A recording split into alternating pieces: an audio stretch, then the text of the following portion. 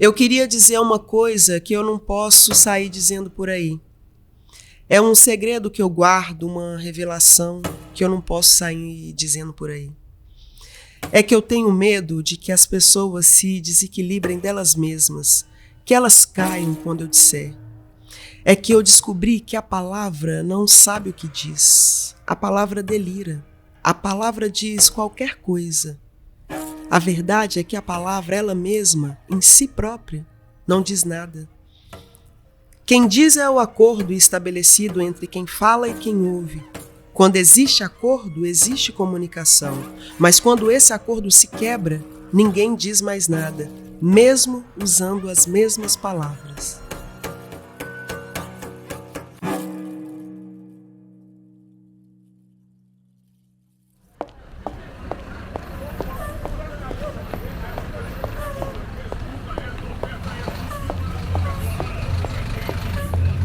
Aconteceu de novo. Um homem foi preso na capital mineira acusado de cometer um crime de violência sexual contra uma mulher dentro de um ônibus. Uma mulher foi vítima de importunação sexual dentro de um ônibus durante o trajeto de Santa Luzia, cidade na região metropolitana, até o centro de Belo Horizonte. Não são raras as histórias de mulheres que são importunadas de forma constrangedora dentro do transporte público. O cara passou assim a mão assim, eu estava tão sonolenta e eu só tirando a mão dele e ele passando, eu tirando, eu me agoniei com aquilo, né, e levantei, né, eu digo, Senhor, me acorda desse sono da morte. Infelizmente, essa é a realidade de muitas mulheres e pessoas com corpos dissidentes ao utilizarem o transporte público por Belo Horizonte e região metropolitana. Só para você ter uma ideia, segundo a pesquisa de opinião do projeto Nossos Corpos 2022, 41,5% das mulheres entrevistadas já foram assediadas enquanto utilizavam o transporte público na cidade. E essa violência não passa despercebida. Por mais da metade das entrevistadas, 50,4% afirmaram ter presenciado assédio acontecendo com outras mulheres, mesmo que desconhecidas. Quem infelizmente já viveu essa situação algumas vezes no transporte público é Júlia Santos, vereadora eleita, negra, travesti, quilombola e moradora da região oeste de BH. Ela ressalta que diariamente enfrenta o desafio de existir. A minha configuração corpórea, a minha identidade de gênero, a minha cor, ela legitima as pessoas a proferir qualquer tipo e qualquer sorte de violência. Esse corpo é sempre rígido, é sempre duro, sempre pronto para qualquer coisa. Ter que andar na rua sempre atenta é uma violência muito grande que nós, enquanto mulheres, pessoas dissidentes de gênero, sofremos. E aí acabo vivendo esse desafio de simplesmente tentar existir e naturalizar a minha existência e a existência das minhas nos espaços. Ainda não é natural pessoas como eu em transporte público. E quando eu falo das violências, é o olhar mesmo que vai indagar, é o olhar que vai procurar nas nossas corpas uma referência a uma matriz que nós já pertencemos um dia, pelas minhas indumentárias, porque eu ando de turbante, eu ando de branco, eu sou uma mulher de tradição, eu sou candomblessista. E aí é uma outra questão. Inclusive no transporte público, a minha existência ali, se eu estou trajada com os elementos, se eu estou vestida tradicionalmente, ou as pessoas não vão sentar ao meu lado, nem querer esse contato, né? Porque existe um racismo religioso também, né? As nossas corpos, por serem vistas exclusivamente nesses espaços do trabalho sexual, nos espaços da precarização, nos não lugares, as nossas corpos, ela é um convite para o toque, ela é um convite para a piada, para o deboche, pela violência física. E aí a gente vive uma situação que é um não lugar. O que Júlia Santos acabou de relatar é a manifestação da interseccionalidade, conceito que nos ajuda a entender como diferentes marcadores sociais, como raça, gênero, classe e identidade de gênero, não atuam isoladamente, mas se sobrepõem e acumulam, criando formas complexas de opressão e desigualdade, como explica a psicóloga Larissa Borges. Quando a gente pensa em corpos interseccionais, então são várias vivências no mesmo corpo, são várias avenidas identitárias formando uma mesma encruzilhada. Então, esse sujeito que tem múltiplas identidades, que é um sujeito interseccional, vai precisar analisar esses múltiplos fatores. Pode ser que em algum dia eu seja discriminada por ser mulher. Pode ser que em algum dia eu seja agredida devido à minha faixa etária. Pode ser que em algum dia eu seja agredida por minha condição racial. Mas pode ser que todos esses elementos configurem uma agressão no mesmo dia. Então, a gente está falando que a nossa percepção de segurança, ela vai precisar considerar essas múltiplas identidades e múltiplos fatores para garantir a nossa proteção. Então, se por ser lésbica, por ser jovem, por ser trans, por ser com deficiência, se isso tudo me compõe, isso tudo pode contribuir para que a violência se intensifique rumo ao meu corpo, mas isso também pode contribuir para que eu crie estratégias de proteção, para que eu crie estratégias de recomposição diante dessas violências. Tudo isso também pode contribuir para que a reparação aconteça, para que essa humanidade possa se expressar. Ela precisa dessa proteção integral. Creuza Ezequiel, trabalhadora doméstica que mora na região do Barreiro, como ouvimos no nosso primeiro episódio, infelizmente já foi vítima e também testemunhou casos de assédio sexual no transporte público.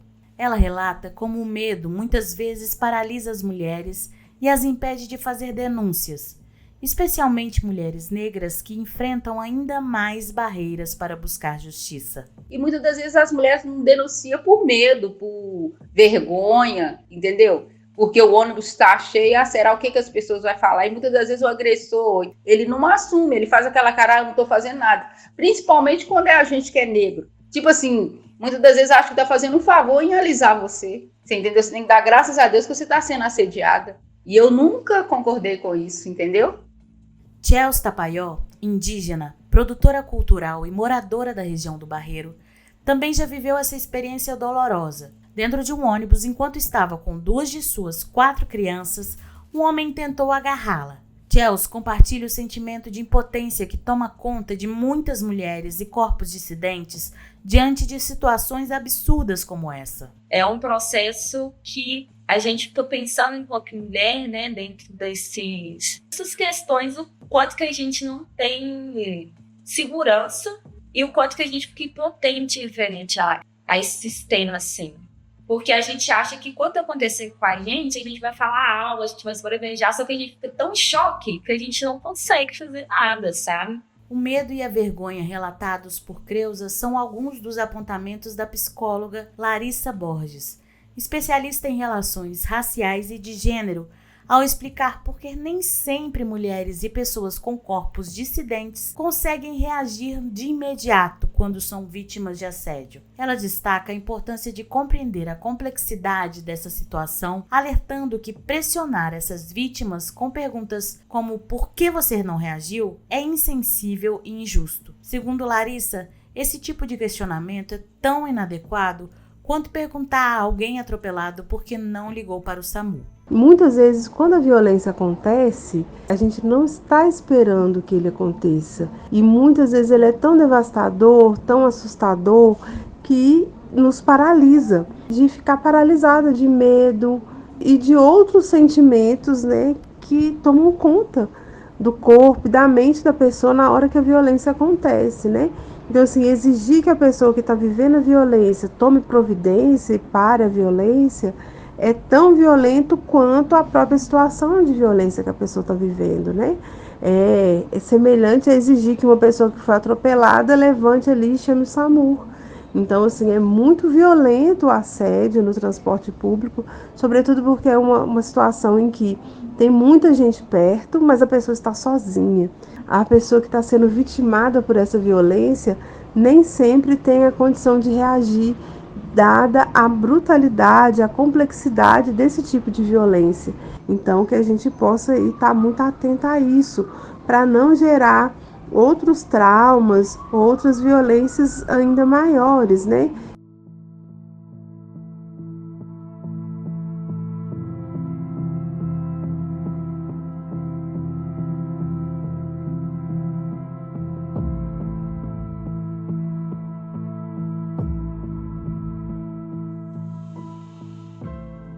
Yuni Anumaré, que também nos acompanhou no primeiro episódio, é uma pessoa não binária, produtora e cultural e que, assim como Creuza, enfrentou situações traumáticas no transporte público. Para Yuni, muitos corpos que sofrem assédio acabam se silenciando por medo e por falta de apoio. Ao ser assediada por um homem sentado ao seu lado, Yuni reagiu, gritou por ajuda e recorreu a quem estava ao seu redor. Mas o que recebeu foi o silêncio. Um silêncio que tornou a situação de assédio ainda mais dolorosa. Eu sou muito silenciosa, mas também quando eu preciso gritar, eu grito muito alto, sabe? E também isso é uma estratégia, assim, que eu aprendi nas ruas de Belo Horizonte. É muita palma, é bater palma mesmo, é gritar, é chamar atenção, fazer a pessoa se envergonhar do que está acontecendo, sabe? E também no sentido de pedir ajuda, porque ao meu lado haviam 3 mulheres sentadas também. E aí, quando esse homem me acedeu de uma forma tão profunda assim, né? Eu começo a gritar e pedir ajuda, falo assim, e aí, por que você tá fazendo isso, sabe? Tipo assim, e recorrendo a essas mulheres, pedindo ajuda para elas também, porque basicamente eu estava sozinha ali naquele momento. E aí foi um momento que todo mundo fez o silêncio e começou a me encarar com uma cara no sentido que eu me senti ainda mais invadido, assim. Eu tô gritando por ajuda, vocês me violentam ainda mais com esses horários. E aí eu precisei descer do ônibus, assim, no meio do caminho, sabe? E aí eu percebi esse silenciamento que vem também de outros corpos, talvez por não entender, ou talvez também por estar sendo tão violentado assim, não saber o que fazer, né, quando é violentado. A reflexão de Yuni Anumaré sobre os impactos do assédio sexual em mulheres e corpos dissidentes que presenciam essas situações é fundamentada pela psicóloga Larissa Borges. Segundo Larissa, tanto mulheres quanto pessoas com corpos dissidentes, ao presenciarem assédio, podem se sentir igualmente violentadas, o que provoca medo e pode paralisá-las. Diante desse cenário, Larissa aponta caminhos coletivos e criativos que podem ajudar a reduzir a violência extrema vivida nesses momentos.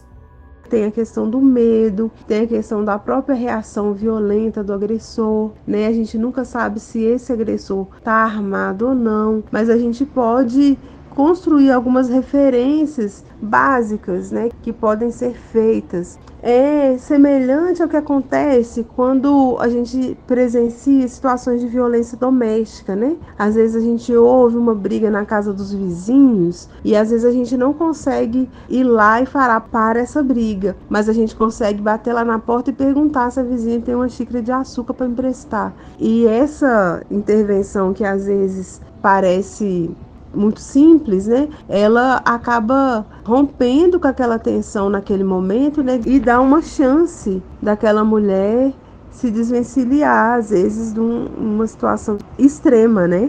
Convoca a nossa criatividade, né?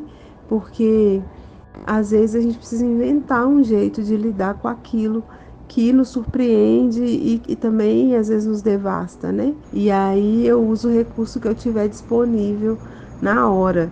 E aí, entre essas possibilidades, né, é chamar a atenção das pessoas, é comunicar ao motorista, é gritar mesmo, é ligar para a polícia, é oferecer um lugar para a pessoa sentar, né?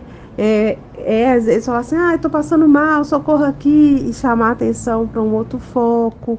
Pode ser que de repente você tá tomando uma água aí no ônibus, derruba a água nesse agressor. De repente você tá carregando uma bolsa pesada, deixa a bolsa cair. Cada situação é única, né? Então a gente vai precisar contar com o nosso espírito, né, de enfrentamento mesmo, que pode se organizar de uma forma mais aguerrida, de uma forma mais irreverente, de uma forma mais criativa, mas que vai precisar se posicionar de alguma forma.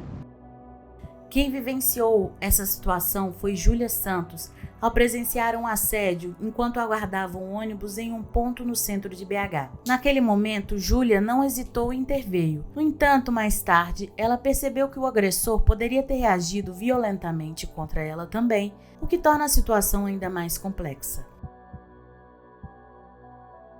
Eu tava aqui na Amazonas, aqui no centro, nos pontos de ônibus lotado, faço uma fila para pegar o ônibus, e nisso tava uma garota, um homem e eu. A princípio, eu pensei que ele ia assaltar ela, só que eu vi que não, que ele tava passando a mão nela mesmo, assim, tava violentando ela sexualmente. E aí, como eu estava atrás, e é isso, né, gente? Sou uma travesti preta de 1,76. E aí, quando ele foi passar a mão nela, ele chegou a passar, eu acho que ela não sentiu, porque tava, né, naquela confusão ali para entrar pro ônibus. Eu puxei ele pela camisa. E falei, assediador, violentador. E comecei a fazer um auê no ônibus, e a gente tava eu tava no primeiro degrau, ele já no segundo, a menina ali perto do motorista, aquela confusão toda, e ele ficou encurralado.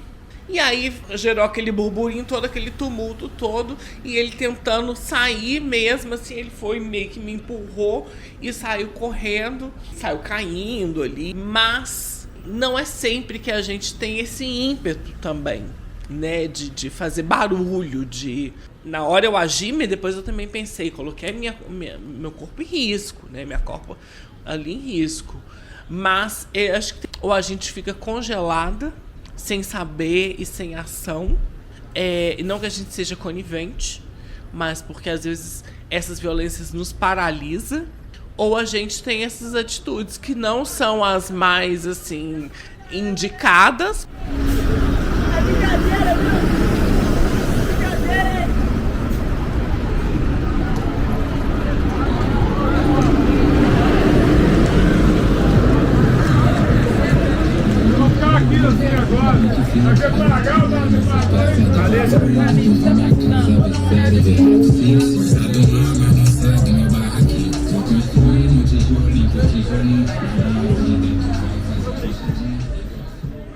Falar sobre a importância da interseccionalidade no combate ao assédio sexual no transporte público é reconhecer também as vivências de mulheres e corpos dissidentes com deficiência. Isabela Castro, uma mulher com deficiência visual e moradora do Barreiro, integrante do MUDEVI, Movimento Unificado de Deficientes Visuais, compartilhou que o medo de assédio já a fez evitar vestidos, especialmente à noite, ao usar o transporte público. Com relação à segurança, eu acredito assim que a gente nunca está seguro 100%. Pelo fato de ser mulher, tem algumas questões que eu prefiro que não arriscar. A exemplo é usar vestido para embarcar em algum veículo público. Então eu não me sinto segura de locomover vestida de vestido ou saia, por exemplo. Eu não sei quem que vai estar entrando após o meu embarque, quem de repente vai estar ao lado, ou até mesmo a questão do toque, porque a gente percebe muito não são pelos olhares, mas são pelos toques, né, encostar, enfim. Nem sempre pode acontecer de ir sentada, pode acontecer de ir em pé, então sim, eu sinto essa insegurança. Muitas das vezes a gente quer ir mais à vontade, de vestido, mas não se sente segura. Talvez seria a palavra.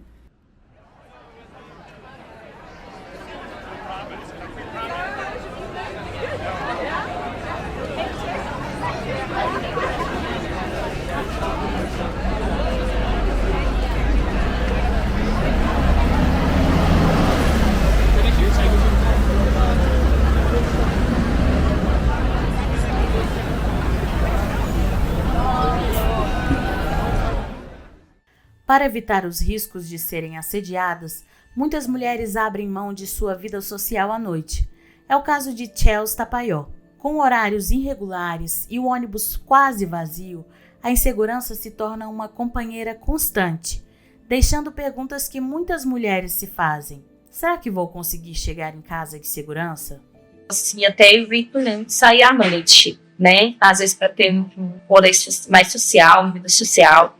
Eu evito bastante porque, geralmente, ou os ônibus passam nos horários assim, gradativos, né? De 1 hora e meia, ou se não, né? Às vezes eu fico pensando, porque geralmente, quando é ônibus assim de madrugada, é só você, às vezes de mulher e tanto de homem. Aí você já fica com aquela coisa na cabeça, tipo assim, meu Deus do céu, será que vai acontecer alguma coisa comigo? Será que eu vou conseguir de fato chegar em casa? Como que vai ser isso? Essa sensação de insegurança refletida na pesquisa de opinião realizada pelo projeto Nossos Corpos. Ela revelou dados alarmantes sobre a sensação de insegurança enfrentada por elas. De acordo com o estudo, 94% das mulheres se sentem inseguras nos pontos de ônibus e ao caminhar à noite. Dentro das estações, esse número reduz para 77% durante o mesmo período.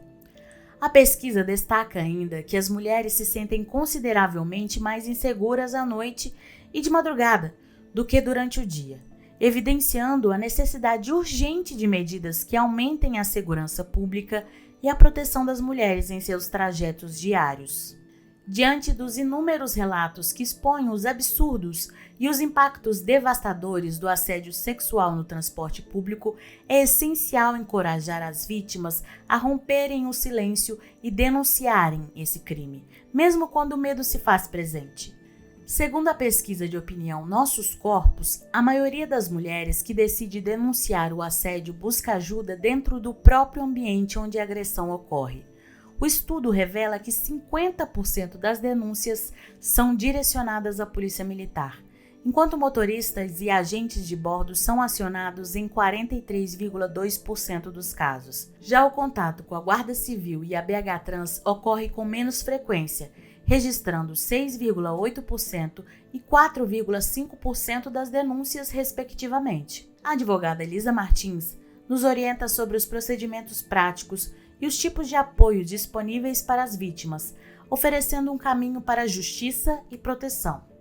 São várias possibilidades, né? São vários os caminhos possíveis. Por exemplo, no município de Belo Horizonte, a gente tem o botão do pânico, então sofrendo algum tipo de assédio, de importunação dentro do transporte, você pode procurar o motorista, pedir ajuda, que ele pode acionar esse botão, o transporte terá que ser parado, o agressor vai ter que ficar, né, em tese, né, ele teria que ficar lá dentro, esperar a polícia chegar, ou a guarda municipal civil, para serem encaminhados todos para a delegacia. É possível também acionar, fazer uma ligação, né, fazer uma denúncia ou para o 180 ou para o 190 em caso de emergência. Se for uma emergência, se estiver acontecendo naquele momento, é para ligar no 190, que eles podem, de fato, mandar uma viatura para a polícia se deslocar até o local. E também é possível que a pessoa, vítima, vá a uma delegacia especializada, no caso das mulheres, por exemplo, mas a gente tem a delegacia especializada em combate aos crimes sexuais aqui em BH também, então indica-se, né, que procurem essas unidades ou, eventualmente, a uma delegacia comum, se no município, por exemplo, não tiver uma delegacia especializada, o que pode acontecer, para registrar um boletim de ocorrência e pleitear que esse fato seja investigado. Então, nesse sentido, eu acho que tem algumas dicas que eu acho que são valiosas, né? Então, se possível, ir acompanhada numa delegacia costuma ser uma coisa boa para te dar um suporte, uma proteção. Outra coisa é, se você viver essa situação, eu sei que é difícil, né? Mas também pedir ajuda para as pessoas que estiveram lá, que testemunharam, que possam ir com você lá para falar, eu vi, isso aconteceu mesmo. Então, ter essas testemunhas para corroborar o que aconteceu é muito valioso, é muito importante. Então, se for possível, se houver, é uma dica também, né? Tentar ter essa força para pedir esse contato, pedir esse apoio. A advogada Elisa Martins explica que, em muitos casos, as denúncias de assédio sexual no transporte público demoram a receber um retorno sobre seu andamento, o que é confirmado na pesquisa Nossos Corpos. Apenas 25% dos casos registrados evoluíram para um inquérito e somente 11,4% resultaram em punição ao agressor. Em quase metade das denúncias, 45,5% das vítimas afirmaram que nada aconteceu, enquanto outras, 43,2%, não têm conhecimento sobre o desdobramento de suas denúncias. Esse cenário contribui para uma sensação de impunidade e desencorajamento entre as vítimas. Muitas delas, aliás, nem chegam a registrar o caso.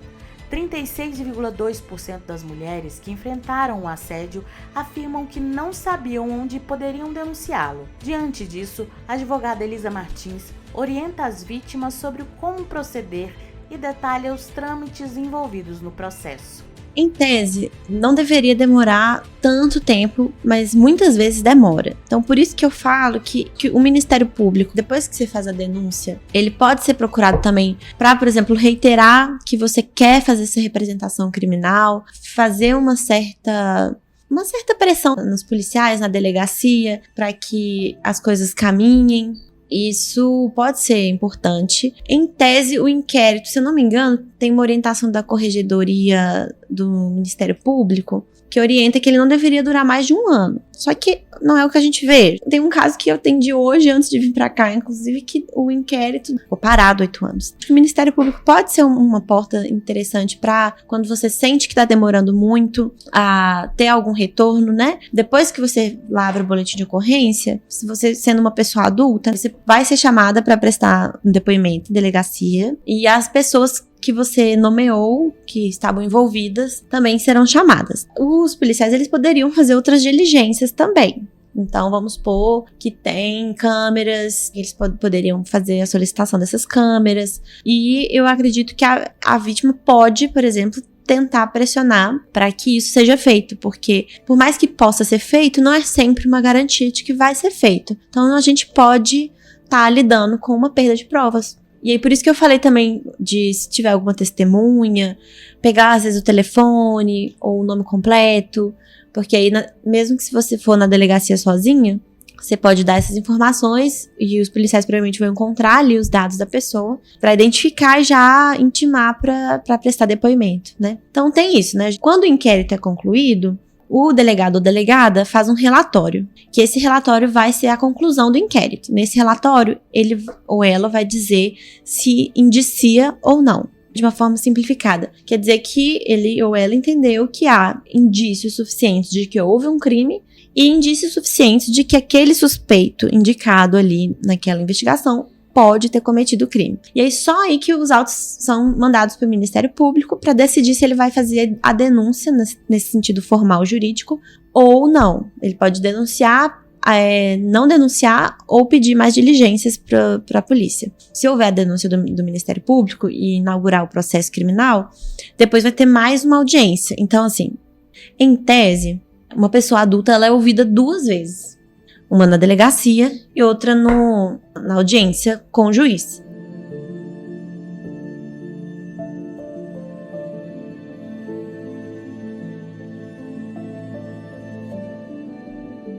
Que denunciar é extremamente importante, não resta dúvidas. No entanto, como ressalta Júlia Santos, as estruturas muitas vezes não estão preparadas para acolher adequadamente as mulheres e os corpos dissidentes que buscam denunciar. Nem sempre o sistema está pronto para oferecer o suporte necessário em momentos tão delicados. Quando a gente, por exemplo, vai recorrer a responsabilizar essas pessoas, nós somos colocadas em xeque, nós somos perguntadas, será que realmente você foi violentado? Será que não é coisa da sua cabeça? Será que você não construiu isso? As pessoas descredibilizam, porque é muito sutil. Ela tem uma sutileza, um refinamento dessas violências. É um passar de mão, uma encoxada, homens se masturbando, é o pegar no cabelo, o desculpa, sabe? Às vezes o sacolejo do ônibus dá uma empurrada, uma encoxada ou uma relada.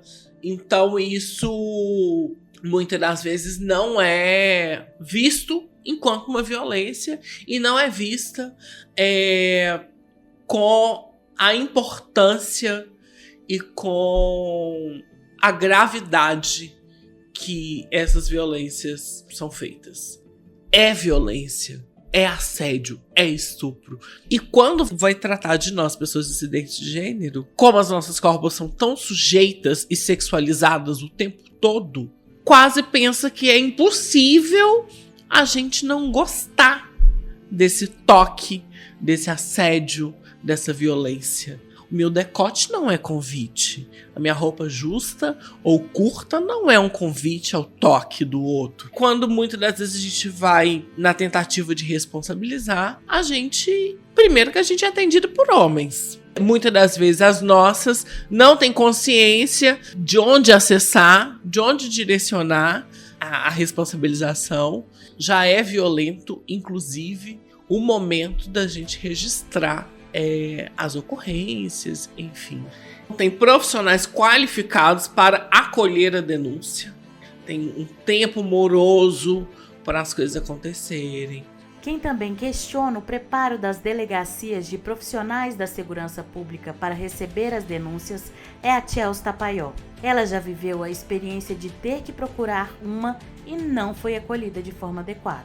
Eu ainda tenho um porém com a delegacia da mulher, o quanto que essas pessoas estão preparadas para receber essas mulheres. Porque eu acho que, às vezes, não está tão preparada, não. Assim, até de experiência própria de ter buscado, em uma época, a delegacia da mulher, que eu tinha sofrido uma agressão no relacionamento. E aí, quando eu cheguei lá, as pessoas não estavam preparadas. Assim, psicologicamente, foi um lugar que me gerou ainda mais negativo. Já tava meio, como que eu posso falar? Já tava fragilizada. Eu cheguei lá e fiquei ainda mais fragilizada, porque não souberam dialogar comigo. E tinha um homem, branco, assim, que não soube dialogar, falou coisas que foram muito pesadas. Então, assim, como que é isso? Quem está lidando com essas mulheres que querem denunciar? Será que é porque a mulher não quer denunciar? Ou é porque ela sabe que vai chegar lá e não vai ter um aporte, sabe? E aí eu fico pensando muito nisso, assim, será que a segurança pública está preparada de fato? Ou é só falácia, sabe? Pensando em oferecer acolhimento e apoio de fato às mulheres vítimas de violência, foi criado em BH, em 2023, o Grupamento de Proteção à Mulher Guardiã Maria da Penha. Composto por 8 agentes femininas e 4 masculinos, o grupo acompanha as vítimas e garante transporte seguro entre a delegacia e locais de apoio. A iniciativa nasceu da necessidade de uma resposta mais humanizada da Guarda Municipal, que já realizava campanhas educativas desde 2018, como o combate à importunação sexual no transporte público. Agora, com a dedicação exclusiva, o grupamento intensifica suas ações e presta atendimento especializado na linha de frente. A subinspetora Aline Oliveira, coordenadora do grupamento, detalha como funciona essa estrutura, quais demandas atende e destaca o compromisso com a segurança e o acolhimento, possibilitando que as mulheres possam buscar ajuda, seja para tirar dúvidas ou para encontrar caminhos para sair do ciclo de violência. Ele tem 3 frentes de trabalho, né? A gente costuma dizer, a gente trabalha com as demandas espontâneas, que são mulheres que nos procuram, não necessariamente precisam ter a medida protetiva para serem assistidas e acompanhadas pelo grupamento. Nós temos uma outra fonte de trabalho que são a busca ativa. Então, a partir das campanhas educativas, a gente seleciona alguns equipamentos públicos. Nesse momento, a gente tem intensificado nas unidades de saúde e na educação. A gente leva uma palestra educativa que fala sobre violência sexual, sobre violência doméstica, os crimes sexuais. E a partir de então, nós somos solicitados para que a gente possa dar o acompanhamento, dar o encaminhamento necessário para essas mulheres. E a gente tem as demandas que vêm do Ministério Público, que nos solicita, a partir de uma denúncia que eles recebem, Disque 180, que há uma violação de direitos em determinado local, pede que a gente vá até esse local, que a gente procure, um responsável, que a gente fale sobre violência doméstica, que muitas das vezes essas mulheres elas não conhecem o que configura a violência doméstica, e faz um convite para que elas procurem a promotoria para maiores esclarecimentos e, se for o caso, também dar prosseguimento naquela denúncia. Em algumas situações, quando a gente chega, se de fato está acontecendo ali a violência no momento, a gente faz um encaminhamento para a autoridade policial, o delegado, e recentemente incorporado às nossas atividades. A gente tem recebido também, por determinação judicial, a fiscalização de medidas protetivas de urgência. Que os desafios são muitos. Nós sabemos das dificuldades, muitas delas já tiveram experiências ruins com o serviço, seja com a segurança pública, seja com a saúde, seja com a educação, com a assistência, qualquer atividade. Mas que ela não desista, que ela retome essa coragem de solicitar a ajuda do Estado. É nossa obrigação, enquanto Estado, garantir a segurança dessa mulher, garantir o acolhimento adequado, e se ela se sentir à vontade, pronta, ou ainda que não esteja pronta, para pedir ajuda, a Guarda Civil Municipal de Belo Horizonte está de portas abertas para essa mulher. Volto a dizer, não necessariamente, né, a gente sabe das dificuldades que ela não vai querer ajuizar ali naquele momento, mas ela quer tirar dúvidas, né, o fato dela nos acionar não necessariamente vai implicar no registro no boletim de ocorrência. Todavia, a gente vai conseguir construir junto com ela, dando a autonomia que ela merece, junto com ela alternativas para que ela consiga sair desse ciclo da violência.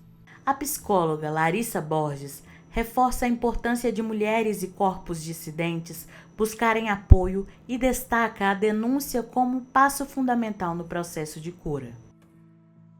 Esse processo de descredibilização da pessoa que viveu a violência, ele é parte desse mecanismo de controle e atualização da violência. A gente vai ver isso em várias cenas de violência, seja o assédio, seja a violência doméstica. Geralmente a violência de gênero tem esse elemento da descredibilização, de falar, não, você é louca, você está vendo coisa onde não tem, você não entendeu direito. É uma forma de descredibilizar, de invalidar e de manter essa pessoa sobre esse domínio. Então, é muito importante que cada uma de nós, sobretudo nós mulheres que estamos expostas a esse tipo de prática cotidianamente, é muito importante a gente ajustar a nossa bússola interna. É muito importante a gente confiar naquilo que a gente está sentindo e fazer a denúncia, mesmo que em determinado local ela não seja ouvida. Em algum momento, em algum lugar, a sua denúncia vai ser ouvida e você precisa se fazer ouvir. Parte da cura dessa dor, dessa ferida que essa violência gera, tem a ver com se fazer ouvir, tem a ver com poder se expressar, se manifestar e dizer um não, dizer um basta. Eu sei o que eu vivi, eu sei o que eu senti e é em relação a isso que eu faço essa denúncia. A gente vai ver esse processo de descredibilização ou de tentativa de deslegitimação dos discursos das mulheres em todos os espaços. Seja uma pessoa comum, seja uma ministra. Quando denuncia uma situação de violência, a gente ainda vai ouvir esses rumores de será que ela está falando a verdade mesmo? Porque isso é da dinâmica do patriarcado racista que organiza as relações brasileiras. Então a gente precisa ter ciência disso, não é sobre nós, é sobre essa dinâmica de violência que estrutura o nosso país. É preciso dizer para que outras pessoas não vivam isso, os agressores precisam ser parados. O nosso silêncio não vai nos proteger, como já dizia Audre Lorde. E dizer dessas experiências é muito necessário.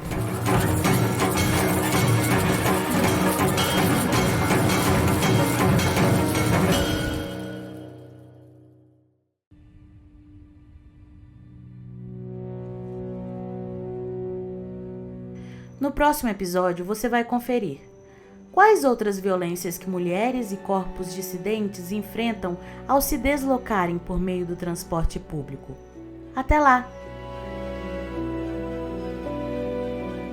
O podcast Nossos Corpos Não São Públicos, combate ao assédio no transporte público, faz parte do projeto Nossos Corpos, do movimento Nossa BH. O episódio O Medo que Paralisa teve apresentação de Larissa Kimpel, roteiro e produção de Arthur Bugre, Juliana Moreira e Luana Costa. A edição é de Marcos Gomes. O podcast Nossos Corpos Não São Públicos, combate ao assédio no transporte público, tem por objetivo criar espaços democráticos de participação social envolvendo integrantes da sociedade civil para debater e buscar soluções para pautas relacionadas a gênero, raça e mobilidade urbana em Belo Horizonte e região metropolitana.